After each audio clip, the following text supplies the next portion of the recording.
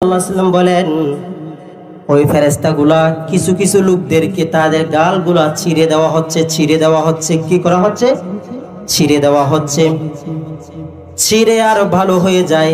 একবার ডান পা ছিঁড়ে আর একবার বাম পা ছিঁড়ে, ডান পাশ ছিঁড়ার পর যখন বাম পাশে যায় ডান পাশটা ভালো হয়ে যায়, আবার যখন বাম পাশ ছিঁড়ার পর ডান পাশে আসে আবারও ওই বাম পাশটা ঠিক হয়ে যায়, ভালো হয়ে যায়।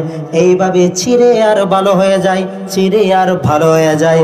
আল্লাহর রাসূল সাল্লাল্লাহু আলাইহি ওয়াসাল্লাম হযরত জিবরাইলকে বললেন, ও জিবরাইল, আমাকে একটু বলে দাও এরা কেমন গুনাহ করেছে, কেমন পাপ করেছে, এদেরকে এত ভয়ঙ্কর কেন শাস্তি দেওয়া হচ্ছে?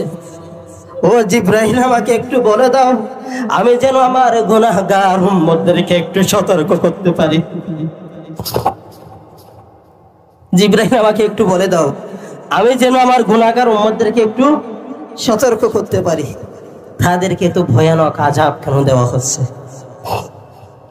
জিবরাইল বললেন, ইয়া রাসূলুল্লাহ, এরা দুনিয়ার মধ্যে মিথ্যা কথা বলতো, সঠিক কথা বলতো না, তাদের গাল দিয়ে সত্য কথা বের হতো না, মিথ্যা কথাই বের হতো।